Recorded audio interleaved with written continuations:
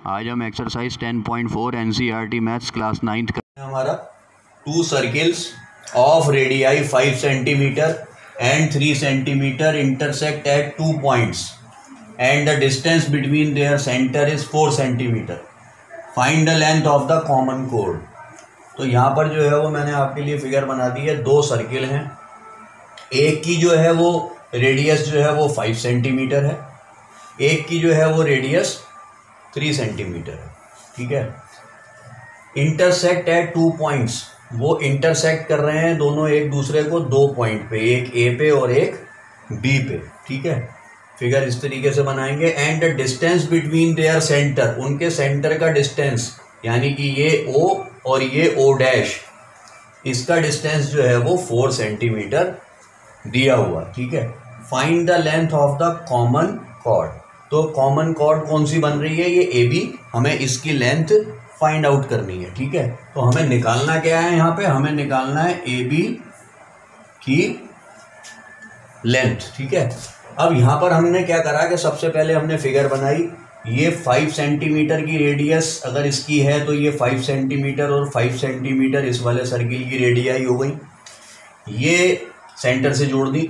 ये 3 सेंटीमीटर और 3 सेंटीमीटर इस वाले सर्किल की रेडियाई हो गई। ये 4 सेंटीमीटर इनके बीच का हो गया डिस्टेंस। ठीक है। तो ये फिगर हमारी जो है वो तैयार होके आई। इंटरसेक्टिंग पॉइंट हमने 2 ए और बी दिखा दिए। और अब हम सबसे पहले इसे प्रूव करने के लिए क्या करेंगे, इसकी वैल्यू निकालने के लिए कि हम ये वाला ट्राइंगल लेंगे ए ओ ओ डैश, ये वाला ट्राइंगल। ठीक है। तो यहाँ हम ले लेंगे ए ओ ओ डैश के in triangle A O O dash, है ना। यहां पर क्या है, हमें A O equal to 5 centimetre, O dash equal to 4 centimetre और A O dash equal to 3 centimetre. ठीक है। ये 3 चीजें हमें तीनों साइडें इसकी ट्राइंगल की दी हुई हैं ए ओ डैश की। ठीक है। तो अगर हम पाइथागोरस थ्योरम पे आ जाएं तो उसमें क्या होगा, ए ओ का whole square equal to O dash का square plus A O dash का स्क्वायर। ठीक है। अब ए ओ का स्क्वायर क्या होगा? 5 का स्क्वायर, ओ डैश का स्क्वायर होगा 4 का स्क्वायर, ए ओ डैश का स्क्वायर होगा 3 का स्क्वायर। ये हो गया 25, ये हो गया 16 प्लस 9, 25 इक्वल टू 25। तो पाइथागोरस थ्योरम जो है वो आप सब लोगों ने पढ़ा होगा। उसमें जो है वो हाइपोटेनस के इक्वल होती हैं उसकी 2 आर्म्स, और यहाँ पर जो है वो हाइपोटेनस के इक्वल हो गई हैं इसकी 2 आर्म्स। तो अगर इस वाली साइड के स्क्वायर के ये और ये दोनों का स्क्वायर ऐड करके सेम आता है और इक्वल आता है, तो इसका मतलब हम ये कह सकते हैं कि ये एक राइट एंगल ट्राइंगल है। Therefore A O dash is a right angle triangle.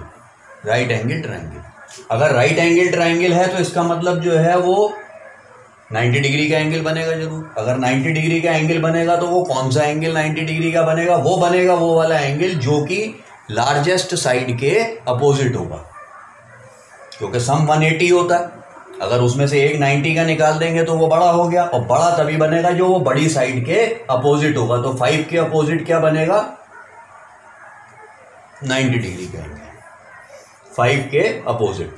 ठीक है। क्योंकि 4 के अपोजिट वाला छोटा होगा, 3 के अपोजिट वाला छोटा होगा, इसलिए 5 के अपोजिट वाला बनेगा। 5 वाला जो है ओ ए को जो है वो हाइपोटेनस मान लेंगे और इसको जो है वो 90 डिग्री का एंगल प्रूफ कर देंगे। तो ये हमारा एंगल 90 डिग्री हो गया। तो जिस तरीके से हमने इस ट्राइंगल में करा है उसी तरीके से अब हम नीचे वाले ट्राइंगल को लेंगे। वो हो जाएगा हमारा बी ओ डैश, जैसे वो ए ओ डैश था। तो इस पे आ जाते हैं हम। In triangle B O dash, इसमें क्या है हमारे पास? बी बी ओ का square equal to O O dash का square plus B O dash का स्क्वायर। ठीक है, जो हो गया 5 का स्क्वायर इक्वल टू 4 का स्क्वायर प्लस 3 का स्क्वायर। ये हो गया 25 इक्वल टू 25, 16 प्लस 9 25। तो हम ये कह सकते हैं कि ये भी एक राइट एंगल ट्राइंगल है। अब बड़ी साइड कौन सी है, ओबी, तो ओबी हाइपोटेन्यूज हो गया और एंगल इसके अपोजिट कौन सा बनेगा 90 डिग्री का, ये। यानी कि हम ये कह सकते हैं कि therefore angle B O dash O, B O dash O equal to 90 degree. ठीक है, अब बी, हाँ, अब B O dash O 90 degree है, B O dash O 90 degree है। और यहां से हमने प्रूव करा है इस वाले से ऊपर वाले ट्राइंगल में कि ए ओ डैश और ओ एंगल वो 90 डिग्री है। ठीक है, यहां पर तो ए ओ डैश और ओ 90 डिग्री है, यहां पर बी ओ डैश और ओ 90 डिग्री है। ठीक है, यानी कि अगर हम ये कहें कि angle A O dash B, यानी कि ए ओ डैश बी का मतलब ये पूरा एंगल, ये पूरा, ये वाला पूरा angle A O dash B, तो वो क्या हो जाएगा 90 plus 90 180। Therefore we can say that angle A O dash B equal to 90 plus 90। तो जब ये वाला जो है वो 90 प्रूव हो गया, ये वाला 90 प्रूव हो गया, तो पूरा एंगल 90 प्लस 90 180 आ गया। तो angle A O dash B equal to 180 degree. अब 180 डिग्री कहाँ पे बनता है, जहाँ लीनियर पेयर होती है। यहाँ लिख दूंगा लीनियर पेयर, लीनियर पेयर। ठीक है, यहाँ पर जो है वो आपका ये लीनियर पेयर से जो है वो 180 का एंगल बन गया। यानी कि ए ओ डैश बी जो है इसका ये वाला एंगल 180 डिग्री बन गया और ये एक लीनियर पेयर हो गई। और लीनियर पेयर क्या होती है, स्ट्रेट लाइन जिसके ऊपर 180 डिग्री का स्ट्रेट एंगल बनता है। अब अगर ये स्ट्रेट लाइन प्रूव हो गई 180 डिग्री एंगल से, तो वो इक्वल हो गई इस ए बी के। ठीक है, तो हम क्या कह सकते हैं कि A O dash B is equal to, या आप लिखें ना, इसकी जरूरत नहीं है, A O dash B A B के इक्वल हो गई। ठीक है, इसके बराबर आएगी वो। तो इसकी लेंथ क्या है, A O dash plus O dash B, A O dash plus O dash B, यही तो इसकी लेंथ हुई।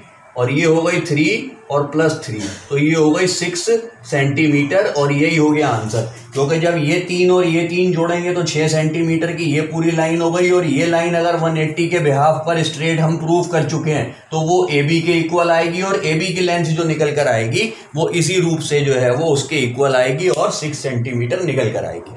तो यही इसका आंसर है। और ये एक बहुत ही जो है वो ईजी मेथड है इस क्वेश्चन को करने का। मेथड तो और भी बहुत है लेकिन वो बहुत हार्ड और लेंथी मेथड है। तो इस तरीके से हमारा जो है वो ये क्वेश्चन प्रूव हो गया कि दो ट्राइंगल लेकर हमने इनको जो है वो पाइथागोरस थ्योरम से 90 डिग्री प्रूव करके 180 और इसको सीधी लाइन प्रूव कर दिया।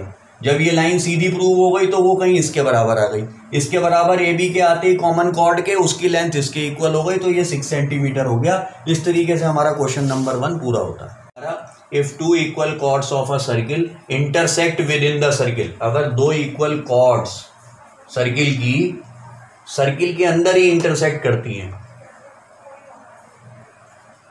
prove that the segment of one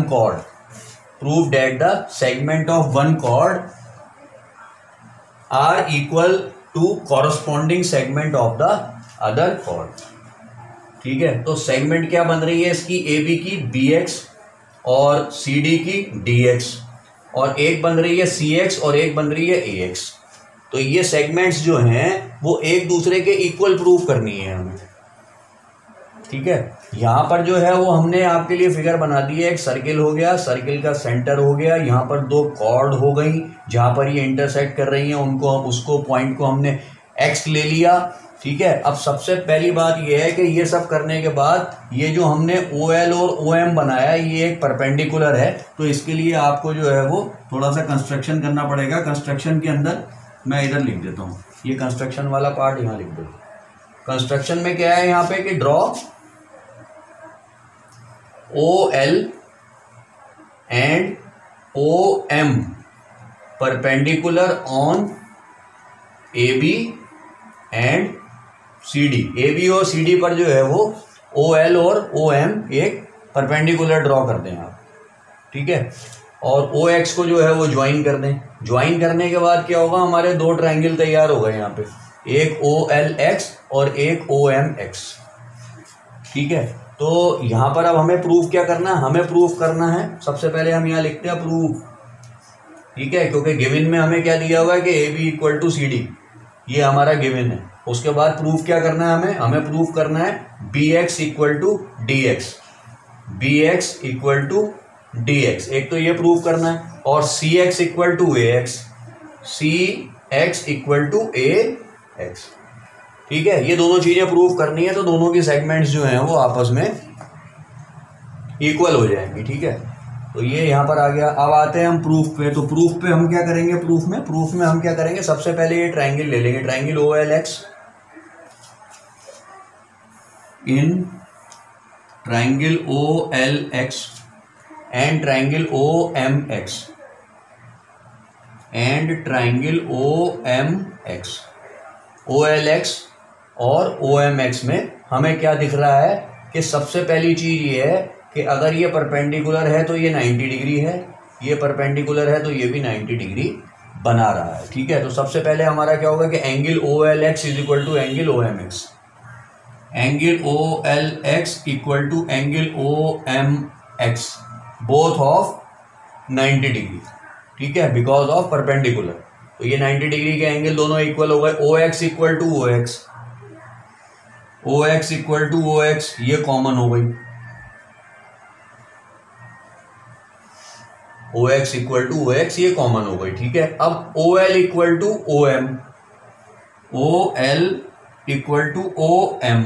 अब ये OL इक्वल टू OM क्यों इक्वल है, ये मैं आपको बता देता हूं। तो हमारा एक थ्योरम है कि अगर सर्किल के सेंटर से दो इक्वल कॉर्ड्स पर परपेंडिकुलर जो है वो ड्रॉ करा जाता है तो वो परपेंडिकुलर्स जो हैं वो हमेशा इक्वल होते हैं। यानी कि हम ये कह सकते हैं कि perpendicular drawn from centre of circle on equal chords are equal. इस थ्योरम की वजह से जो है वो ये इसके इक्वल हो गई। अब हमें क्या क्या चीजें मिल गई, एक तो मिल गया हमें राइट एंगल 90 डिग्री का, एक मिल गया उसके सामने का हाइपोटेनस, और एक मिल गई हमें साइड यानी कि RHS। तो ये दोनों ट्राइंगल हमारे हो गए RHS से कॉन्ग्रुएंट। तो therefore triangle OLX is congruent to triangle OM और X, ठीक है। तो ये दोनों ट्राइंगल जो है वो हमने कॉन्ग्रुएंट प्रूव कर दिया। अब जब ये दोनों ट्राइंगल कॉन्ग्रुएंट प्रूव हो गए तो हम कह सकते हैं कि XL equal to LX equal to MX, ये वाली जो है ये इसके इक्वल हो गई बाई CP/CT से।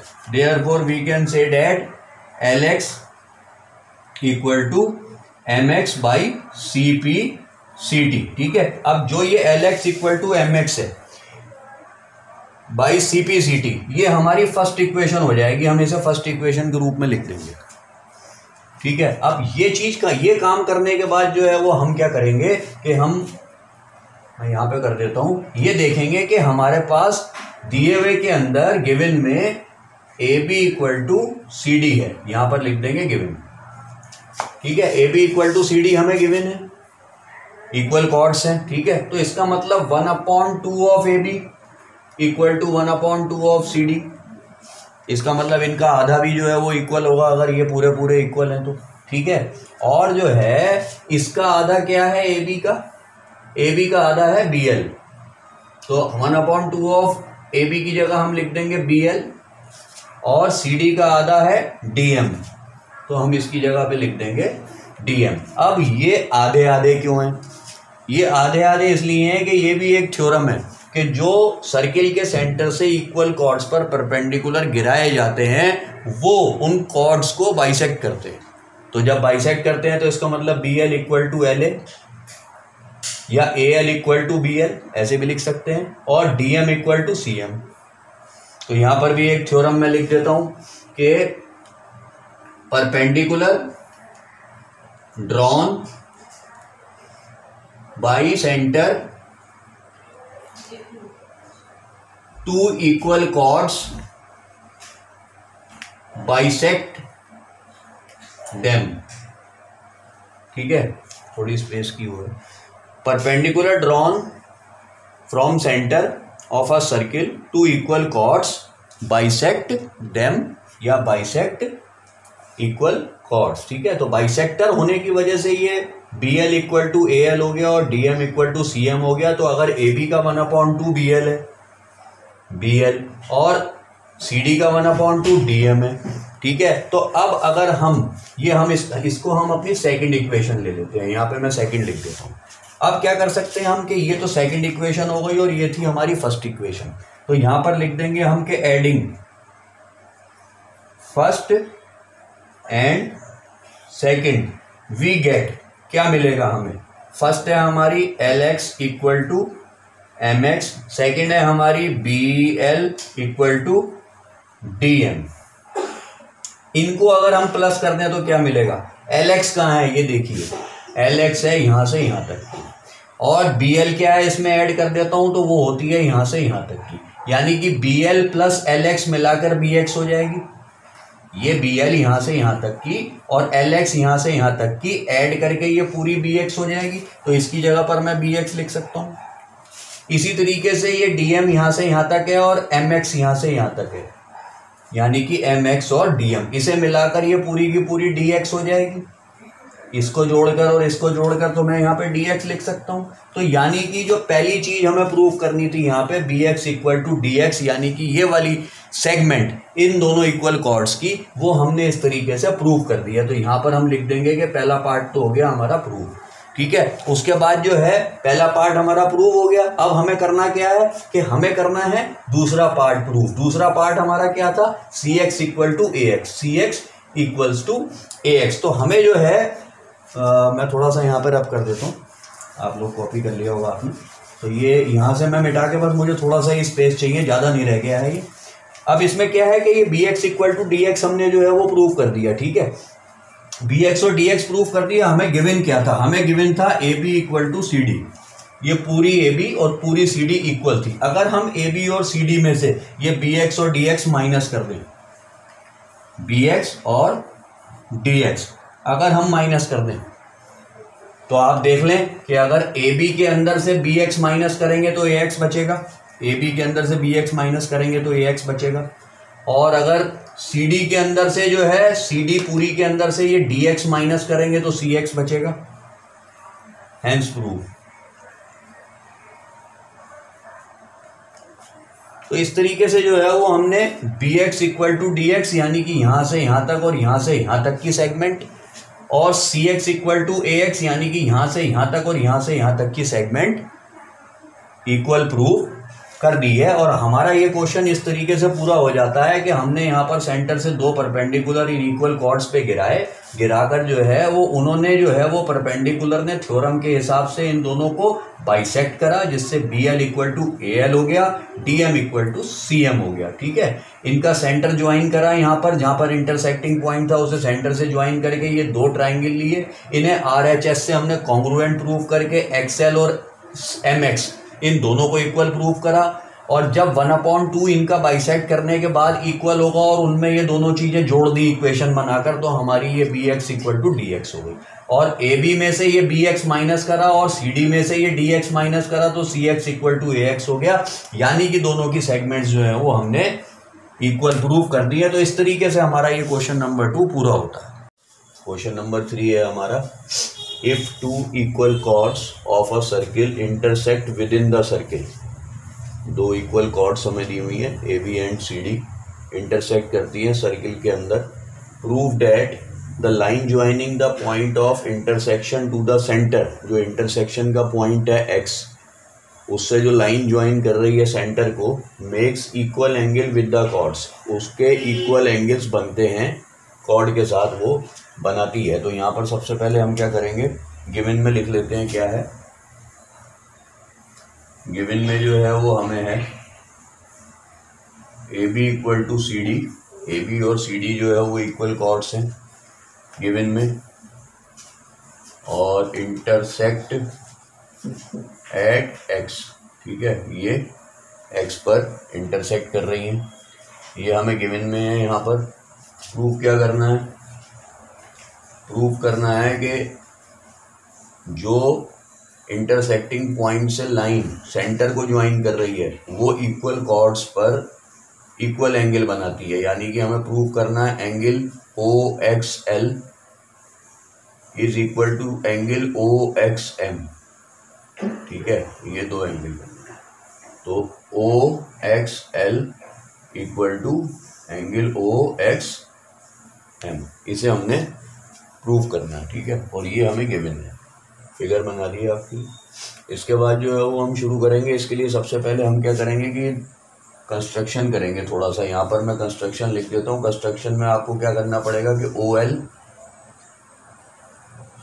Perpendicular to A B draw and O M perpendicular to C D, ठीक है, हम परपेंडिकुलर ड्रॉ करेंगे यहाँ से ओ एल ए बी के ऊपर और ओ एम सी डी के ऊपर, ठीक है, ये कंस्ट्रक्शन का पार्ट हो जाएगा। अब क्या करेंगे, सबसे पहले ये वाला ट्रायंगल देखेंगे O L X, O L X, triangle O L X and triangle O M X. अब इसमें हम देखेंगे कि इनको हमें कॉन्ग्रुएंट प्रूव करना है। तो सबसे पहली चीज़ क्या है कि अगर ये परपेंडिकुलर ड्रॉ करें हमने तो ये 90 डिग्री के एंगल बनाएगा, ठीक है। तो angle O L X is equal to angle O M X, angle O L X equal to angle O M X, both of 90 degree because of perpendicular, ठीक है। Then O X equal to O X, common side है, O X equal to O X, ये आ जाएगी आपका common. उसके बाद जो है वो O L equal to O M, O L equal to O M. अब ये क्यों होगी O L equal to O M, ये लास्ट क्वेश्चन में भी मैंने आपको बताया था कि थ्योरम होता है कि perpendicular drawn from centre to the equal chords are always equal. तो perpendicular drawn from centre to equal chords are equidistant, equidistance, ठीक है, ये इक्वल होते हैं, ये थ्योरम है। तो इसकी उसके थ्योरम के बिहाफ पर जो है वो O L equal to O M हो गई। तो हमें तीन चीज़ें मिल गई यहाँ पर, एक तो हमें मिल गया राइट एंगल, एक हमें मिल गया हाइपोटेनस और एक हमें मिल गई साइड, ठीक है। ये राइट एंगल हो गया, ये हाइपोटेनस हो गया और ये वाली साइड हो गई। तो आर एच एस के जो है वो क्राइटेरिया से triangle O L X congruent to triangle O M X by R H S. जब हमने इन दोनों को ट्राइंगल्स को कॉन्ग्रुएंट कर दिया तो हमें प्रूव करना है angle O X L equal to angle O X M, ठीक है। उसके लिए हम क्या करेंगे, therefore we can say that angle O X L equal to angle O X M by C P C T, hence proof, ठीक है, ये प्रूव हो गया। तो हमने क्या करा, यहाँ पर कंस्ट्रक्शन में दो परपेंडिकुलर ड्रॉ करके इनको ट्राइंगल की शेप दे दी और यहाँ पर जो है वो इन दोनों ट्राइंगल्स को कॉन्ग्रुएंट प्रूव करके ये वाला एंगल और ये वाला एंगल इक्वल प्रूव कर दिया कि यहाँ पर जो है वो line joining to the point of intersection to the centre makes equal angle with the equal chord. तो इस तरीके से जो है वो हमारा ये क्वेश्चन पूरा होता है। क्वेश्चन नंबर 4 है, if a line intersect two concentric circles with center O at A, B, C and D, prove that AB is equal to CD।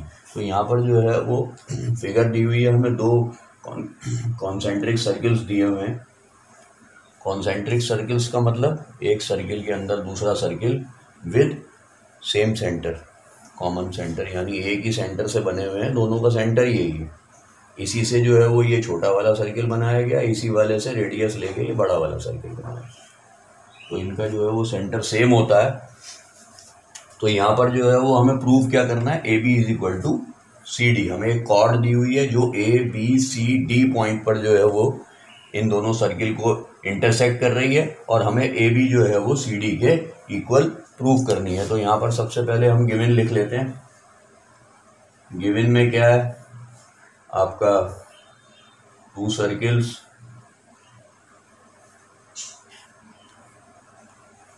with same center O, a chord intersecting circles at A, B, C and D। और proof क्या करना है हमने, proof करना हमने A B equal to C D, यानी इसको यहाँ से यहाँ तक और यहाँ से यहाँ तक इक्वल प्रूफ करना। अब यहाँ पर जो है वो थोड़ा सा कंस्ट्रक्शन का पार्ट है, वो मैं बता देता हूँ कि सबसे पहले हम यहाँ पर जो है वो एक परपेंडिकुलर ड्रॉ करेंगे। एक परपेंडिकुलर ड्रॉ करेंगे सेंटर से कॉर्ड एडी पे, ठीक है। तो ड्रॉ अ परपेंडिकुलर, इसको एम ले लेंगे, O M from centre to chord A D, ठीक है। सेंटर ओ से एडी कॉर्ड के ऊपर हम एक परपेंडिकुलर ड्रॉ करेंगे और एम उसको नाम, ओ एम उसको नाम दे देंगे, ठीक है। तो ये कंस्ट्रक्शन का पार्ट हो गया और ये फिगर हो गई। अब हम चलते हैं प्रूफ पर। तो प्रूफ में जो है वो हमें क्या है, यहाँ पर शुरू करेंगे हम कि अगर जो है वो सेंटर से जो है वो परपेंडिकुलर गिराया गया है किसी भी कॉर्ड के ऊपर, तो वो उस कॉर्ड को जो है वो बाइसेक्ट करता है। ये हमारा थ्योरम 10.3 है, ठीक है। तो यहाँ पर अगर परपेंडिकुलर किसी भी सेंटर से गिरे हुए परपेंडिकुलर किसी भी कॉर्ड को अगर बाइसेक्ट करता है, तो इसका मतलब अगर ओ एम बी सी के ऊपर गिरा, बी सी पे, ये बी और ये सी छोटे वाले सर्किल की कॉर्ड पर, तो इसका मतलब बी सी को जो है वो उसने बाइसेक्ट करा। अगर बी सी को बाइसेक्ट करा तो इसका मतलब B M equal to C M, theorem के बिहाफ पर। तो हम यहाँ पर कह सकते हैं कि B M equal to C M, ठीक है। वो कैसे, perpendicular drawn from centre to the chord bisected.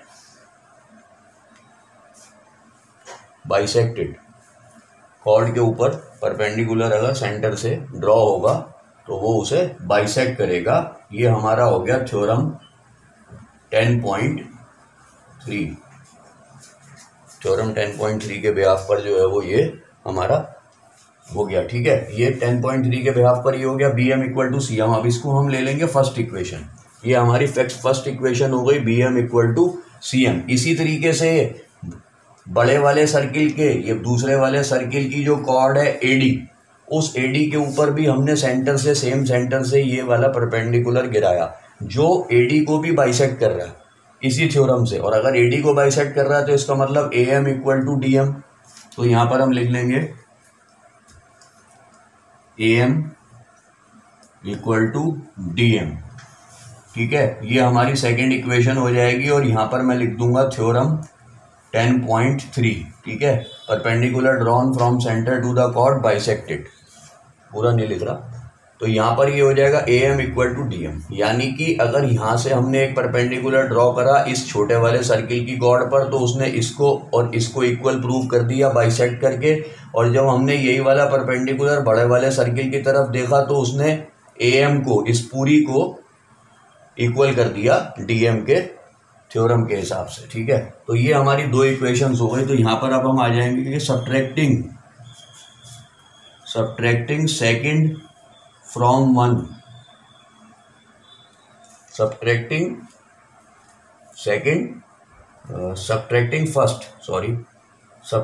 First from second, ठीक है।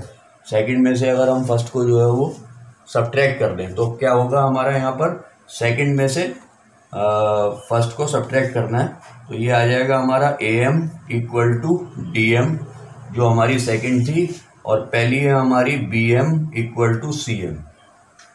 ठीक है, यहाँ पर माइनस का निशान लगा के यहाँ लाइन खींच दी। अब AM क्या है, AM है यहाँ से लेके यहाँ तक की, उसमें से माइनस क्या करना है, BM है यहाँ से लेके यहाँ तक की। अगर इस पूरी AM में से ये BM माइनस कर दूँ तो क्या बचेगा, AB, तो हम लिख सकते हैं माइनस करके यहाँ पे AB।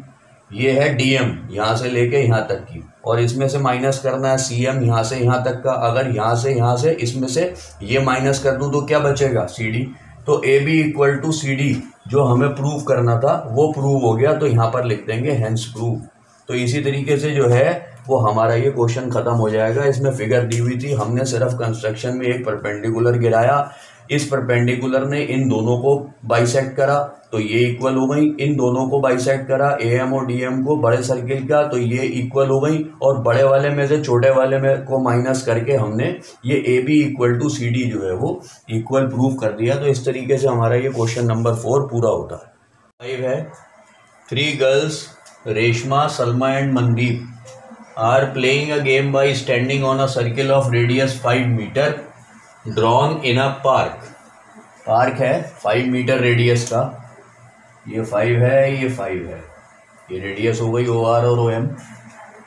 5 मीटर रेडियस का पार्क है, वहाँ पर 3 गर्ल्स हैं, लड़कियां हैं, रेशमा, सलमा और मनदीप, खड़ी होके जो है वो खेल रही हैं। Reshma throws a ball to Salma, Reshma Salma को बॉल फेंकती है, सलमा टू मनदीप, सलमा मनदीप को, एंड मनदीप टू रेशमा, और मनदीप रेशमा को वापस। If the distance between Reshma and Salma, if the distance between Reshma and Salma, and between Salma and Mandeep, and between Salma and Mandeep, यानी कि रेशमा और सलमा, सलमा और मनदीप के बीच का डिस्टेंस जो है वो 6 मीटर ईच है, यानी कि ये 6 है और ये 6 है। ठीक है, ये 6 है और ये 6 है। ठीक है, what is the distance between Reshma and Mandeep, तो फिर हमें रेशमा और मनदीप के बीच का डिस्टेंस निकालना है, यानी कि हमें क्या फाइंड आउट करना है, RM की लेंथ फाइंड आउट करनी है, R से लेके M तक, रेशमा से मनदीप तक। तो OR जो है वो रेडियस है, यहाँ पे मैं आपको बता दूं OR रेडियस है, OM रेडियस है, तो OR इक्वल टू OM। ठीक है, ये गिवन में ही आ गया एक तरीके से जब रेडियस है तो, और ये 5 है और ये 5 है, 5-5 मीटर की ये दोनों हो गई। ठीक है, RS is equal to SM, RS is equal to SM, क्योंकि 6 मीटर 6 जो है वो इनका दोनों का डिस्टेंस दिया हुआ है, रेशमा और सलमा का, सलमा और मनदीप का। ठीक है, तो ये चीज़ें जो है वो हमारे पास हैं, metre metre metre and metre. ठीक है, अब यहाँ पर क्या है कि हमने जो है वो एक आपका यहाँ से परपेंडिकुलर ड्रॉ करेंगे O से RS पे, O से हम RS पे एक परपेंडिकुलर ड्रॉ करेंगे। तो यहाँ पे कंस्ट्रक्शन में हम आ जाते हैं, ड्रॉ आ परपेंडिकुलर OL, इसको L मान लेते हैं, ये L हो गया और इसकी लेंथ 6 दी हुई है। OL, draw perpendicular OL to RS, RS के ऊपर एक परपेंडिकुलर ड्रॉ करते हैं OL। तो ये परपेंडिकुलर ड्रॉ करने के बाद जो है वो हम देखते हैं ये 2 ट्रायंगल हो गए हमारे, OLR और OLS। तो इसमें देखते हैं OLR में, इन प्रूफ में जाते हैं, इन ट्रायंगल OLR, ठीक है, OLR। ठीक है, अब अगर ये जो है वो RS का डिस्टेंस यहाँ पर हमें जो है वो 6 मीटर दिया हुआ था, पूरी RS का, पूरी RS का डिस्टेंस अगर हमें 6 दिया हुआ था पूरी RS का, यानी कि रेशमा से सलमा तक का, और हमने यहाँ से परपेंडिकुलर ड्रॉ करा, उसने इस RS को बाइसेक्ट करा, तो बाइसेक्ट का मतलब ये हुआ कि ये 3 हो गया और ये 3 हो गया, यानी कि RL equal to 3 and SL equal to 3 metre. ठीक है, तो हम ये वाला एक ट्रायंगल देख रहे हैं OLR, OLR में ये 3 है, ये 5 है, और ये हाइट हमें निकालनी है, परपेंडिकुलर हाइट। तो इसके लिए हम क्या करेंगे, पाइथागोरस थ्योरम यूज करेंगे। OR का स्क्वायर इक्वल टू OL का स्क्वायर प्लस RL का स्क्वायर। ठीक है, ये आ जाएगा हमारा OR है 5 का स्क्वायर, OL हमें निकालना है, OL का स्क्वायर प्लस RL हमारा 3 है, RL 3 है, 3 का स्क्वायर। तो ये हो जाएगा हमारा 25 और ये 9 इधर आ जाएगा, इसका square -9 is equal to OL का स्क्वायर, और ये हो जाएगा 16 इक्वल टू OL का स्क्वायर, और √16 कर देंगे तो यहाँ पर OL के लिए जो है वो इस पर रूट लगा देंगे तो ये आ जाएगा 4 इक्वल टू OL, 4 मीटर। तो OL की जो हमारी जो है वो लेंथ निकल कर आई, वो निकल कर आ गई 4 मीटर पाइथागोरस थ्योरम से। ठीक है, OL। तो यहाँ पर जो है वो हमारे पास अब परपेंडिकुलर हाइट इस ट्राइंगल की 4 मीटर हो गई, और इसकी बेस हमें जो है वो दी हुई है RS, वो हो गई 6 सेंटीमीटर। तो हम इस पूरे ट्राइंगल का एरिया देखेंगे, इस पूरे ट्राइंगल का एरिया देखेंगे, एरिया ऑफ ट्राइंगल ORS। तो उसके लिए जो है वो मैं यहाँ पे कर देता हूँ, आपको यहाँ पे कर देता हूँ, एरिया ऑफ ट्राइंगल ORS पूरे का एरिया देखेंगे, जिसमें बेस है हमारी। ट्राइंगल का एरिया क्या होता है, 1/2 इंटू बेस इंटू हाइट। अगर बेस RS मान लें तो हो जाएगा 1/2 इंटू RS क्या कितनी है 6, और इंटू हाइट कितनी है हमारी 4। तो एक तो एरिया ये हो गया। और अगर हम जो है वो इस पूरे ट्राइंगल की बेस को जो है वो OS मान लें, OS अगर इसकी बेस मान लें RS की जगह, तो हाइट हो जाएगी ये, इसको हम सपोज N ले लेते हैं, N मान लेते हैं इसे। ठीक है, तो यहाँ पर अगर हम OS को बेस मान लें तो हमारी परपेंडिकुलर हाइट हो जाएगी NR, यानी कि RN कुछ भी कह सकते हैं। तो उस हिसाब से अगर जो है वो हम इसको बेस को जो है वो OS मान लें तो इसका एरिया कैसे निकलेगा, एरिया ऑफ ट्राइंगल ORS। अगर बेस OS मान लें तो फिर 1/2 multiplied by base OS। Base जो है वो हमारी आ गई आपकी OS। ठीक है, तो यहाँ पर जो है वो हमें बेस जो है वो इसकी OS मिल गई। अब ये OS कितनी है हमारी, आप ये देखें कि मैंने यहाँ पर जो है वो एक तो OR रेडियस ड्रॉ करी थी, एक मैंने OM रेडियस ड्रॉ करी थी, एक मैंने OS रेडियस ड्रॉ करी थी। ये भी रेडियस ही है, यहाँ से लेके और यहाँ तक। जब OS, OR और OM ये तीनों रेडियस थी तो ये तीनों 5 मीटर की होंगी, क्योंकि रेडियस 5 मीटर की दी हुई है ये। तो ये OS का जो है, OS की लेंथ कितनी हो गई 5, ये गिवन हो गई। और हाइट हमें परपेंडिकुलर निकालनी है, वो निकल जाएगी 1/2 इंटू बेस हो गई 5 मल्टीप्लाइड बाई हाइट हो गई RN। हाइट की जगह RN कर देंगे। अब चाहे हम ये बेस लेके ये परपेंडिकुलर हाइट लेके एरिया निकालें, चाहे हम ये बेस लेके ये परपेंडिकुलर हाइट लेके एरिया निकालें, मान के एरिया तो सेम रहेगा पूरे ट्राइंगल का, इधर से निकालें या उधर से निकालें। तो अगर हम इन दोनों को इक्वल रख दें, क्योंकि एरिया इक्वल ही निकलेगा, तो क्या आएगा इसमें, ऐसा हो जाएगा कि 1/2 मल्टीप्लाइड बाई 6 इंटू 4, ये पहला वाला एरिया इक्वल टू ये दूसरा वाला 1/2 इंटू 5 इंटू RN। ठीक है, अब ये 1/2 से 1/2 कट गया, ये हो गया 24, और ये हो गया 5 RN। और RN निकालनी हो तो ये 5 आ जाएगा ट्रांसपोज होके 24 के नीचे, और इसको रिड्यूस कर देंगे, 5 4 जा और 5 8 जा। तो हमारा क्या निकल कर आएगा, RN इक्वल टू 4.8 मीटर। अब ये जो RN निकली है आपकी यहाँ से लेके यहाँ तक 4.8, ये 4.8 यहाँ से लेके यहाँ तक अभी। ठीक है, और हमने निकालनी क्या थी, रेशमा से लेके मनदीप तक की। ठीक है, और जो परपेंडिकुलर ऊपर से ड्रॉ होता है वो कॉर्ड को जो है वो बाइसेक्ट करता है। ये हमारा थ्योरम है कि सेंटर से अगर कोई परपेंडिकुलर ड्रॉ करो तो वो जो है वो कॉर्ड को बाइसेक्ट करता है। इसका मतलब RN is equal to NM, ये इसके इक्वल है उस थ्योरम के बिहाफ पे, और अगर ये इसके इक्वल है और आर एन का 4.8 निकल आया तो एन एम का भी 4.8 ही होगा। अगर उसका भी 4.8 होगा तो N M equal to 4.8 metre, दोनों को प्लस करके आ जाएगा 9.6 मीटर। 9.6 मीटर दोनों को प्लस करके आ जाएगा, तो आर एम की जो है वो लेंथ हो जाएगी 9.6 मीटर, और वही हमारा आंसर है, क्योंकि हमने जो है वो रेशमा से लेके मनदीप तक का डिस्टेंस निकालना था। तो रेशमा से मनदीप तक का डिस्टेंस हो गया हमारा 9.6 मीटर। ठीक है, तो इस तरीके से हमने यहाँ पर 3 रेडियस ड्रॉ करी, 5-5 मीटर की, 5-5 की। उसके बाद हमें इनका डिस्टेंस और इसका डिस्टेंस, सलमा का और मनदीप और रेशमा का 6-6 दिया हुआ था। यहाँ से हमने एक परपेंडिकुलर ड्रॉ करके इसको पाइथागोरस थ्योरम से इसकी हाइट निकाली। हाइट निकाल के इस वाले बेस और हाइट को, इस वाली बेस और हाइट को इक्वल रखकर हमने ये वाली आर एन की हाइट निकाल ली। जब हमारे पास आधा डिस्टेंस आ गया तो परपेंडिकुलर जो है वो बाइसेक्ट करता है कॉर्ड को। अगर सेंटर से हम उस परपेंडिकुलर को गिराते हैं तो वो बाइसेक्ट हो गया। जब बाइसेक्ट हो गया तो ये दोनों इक्वल हो गए, इसका जितना निकल कर आया उतना इसमें ऐड कर दिया। जब उतना ऐड हो गया तो वो मिला के 9.6 मीटर आर एम की लेंथ निकल कर आ गई। तो इस तरीके से हमारा ये क्वेश्चन नंबर 5 पूरा होता है।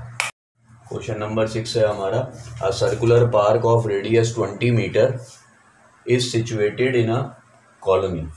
3 boys, Ankur, Sayyad and David, are sitting at equal distance on its boundary, each having a toy telephone in his hand to talk each other. Find the length of a string of each phone. तो यहाँ पर जो है वो एक circular park है colony में, जिसकी रेडियस जो है वो 20 मीटर है रेडियस।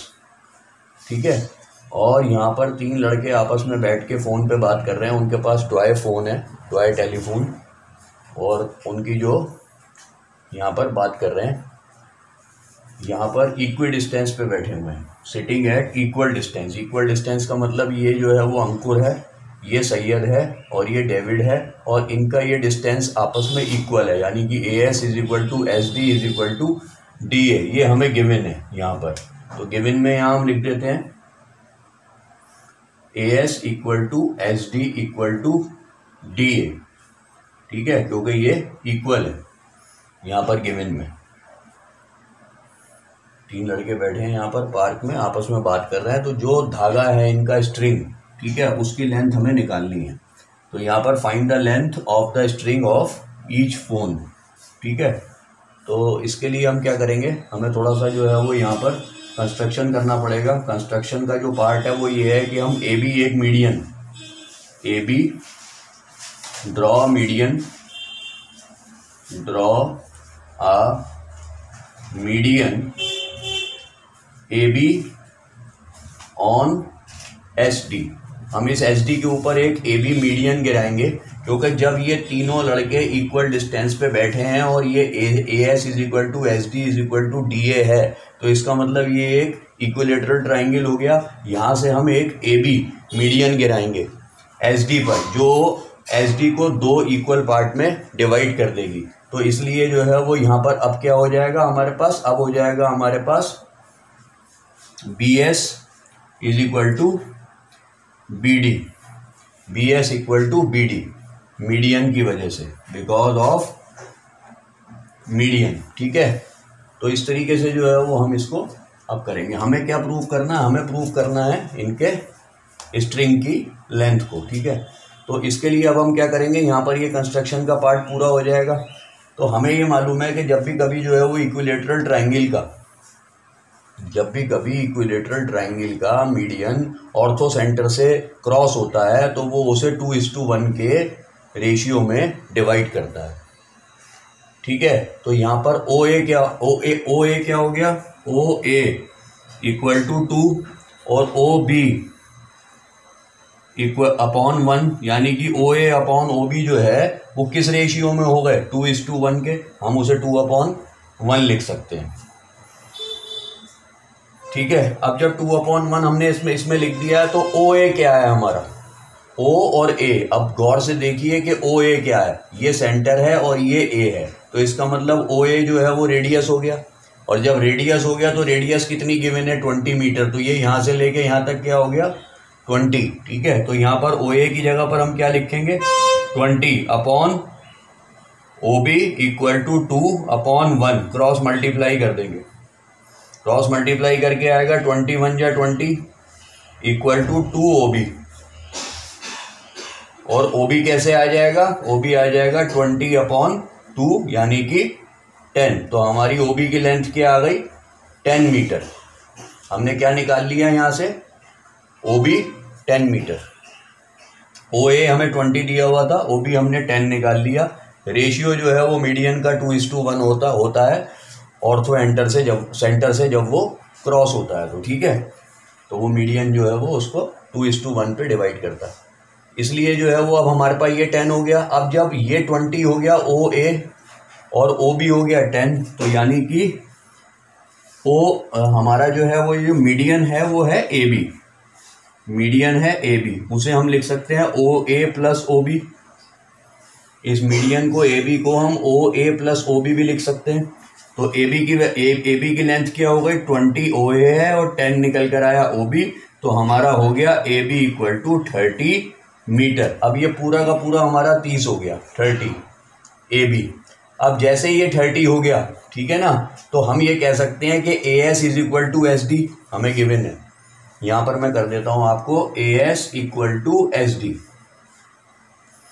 ये गिवन था हमें, ठीक है। और एस डी को जो है वो हमने 2 इक्वल पार्ट में डिवाइड कर दिया, जो है एक बी एस और एक बी डी, ठीक है। और अगर बी एस और बी डी आपस में इक्वल हैं तो हम जो है वो बी डी को भी बी एस लिख सकते हैं। तो हम ये लिख सकते हैं कि S D is equal to B S plus B S, S D equal to B S plus B S, B D की जगह भी बी एस ही लिख देते हैं। तो एस डी जो हो जाएगी वो 2 बी एस के इक्वल हो जाएगी। जब एस डी 2 बी एस के इक्वल हो जाएगी और एस डी ए एस के इक्वल दी हुई है, तो ए एस किसके इक्वल हो जाएगी, A S is equal to 2 B S और बी एस इक्वल टू ये ट्रांसपोज होके नीचे आ जाएगी A S upon 2, B S equal to A S upon 2। ये किस तरीके से करा हमने कि जब ए एस डी के इक्वल दी हुई है क्वेश्चन में ही, और हमने मीडियन गिराकर इस एस डी को 2 इक्वल पार्ट में डिवाइड कर दिया, तो हम बी एस और बी डी जो दोनों इक्वल हो गए उनको एक ही नाम से लिख सकते हैं, B S plus B S. तो S D is equal to 2 B S हो जाएगी, और एस डी ए एस के इक्वल है, तो A S equals to 2 B S हो जाएगा, और B S is equal to A S upon 2 हो जाएगा। तो यहाँ पर हमें बी एस की वैल्यू मिल गई, ए एस अपॉन 2, ठीक है। तो अब क्या है कि बी एस जो है वो हमारा बी एस वो है A S upon 2, A S upon 2, ठीक है। तो ये तो ए एस अपॉन 2 हो गया, ये 30 हो गया, ठीक है। और इसे हमने निकालना है, ठीक है। जब इसे हमें निकालना है और ये दिया हुआ, तो हम अब इसमें लगा देंगे पाइथागोरस थ्योरम, ठीक है। तो उसके लिए मैं यहाँ से थोड़ा सा रब कर देता हूँ, आप लोगों ने नोट कर लिया होगा। अब इसमें हम लगा देंगे पाइथागोरस थ्योरम, यहाँ पर इस तरीके से मीडियन गिरेगा, यहाँ से हम लगा देंगे पाइथागोरस थ्योरम। तो उसमें क्या हो जाएगा, ए एस का square is equal to A B का स्क्वायर प्लस बी एस का स्क्वायर, ठीक है।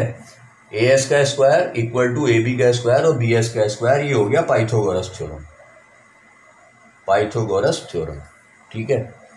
तो सबसे पहली बात ये है कि अब हमें यहाँ पर करना क्या है कि ए एस निकालना। तो ए एस का square is equal to A B क्या निकला था हमारा 30, ए बी क्या निकला है 30, तो यहाँ कर देंगे 30 का स्क्वायर प्लस बी एस क्या है हमारा ए एस अपॉन 2, ए एस अपॉन 2 इसका स्क्वायर, ठीक है। थोड़ी और स्पेस चाहिए होगी, आप लोग नोट करते हैं। A S square is equal to 30। अब यहाँ पर आ जाएगा ए एस का square is equal to 900 plus A S का स्क्वायर अपॉन 4, 2 का स्क्वायर 4, ठीक है। अब यहाँ पर जो है वो 1 लगाया तो ये हो गया 4, 1 4 जा 4, तो ये हो जाएगा 3600 प्लस ए एस का स्क्वायर, और ये हो जाएगा ए एस का स्क्वायर, ठीक है। तो अब यहाँ पर क्या करेंगे,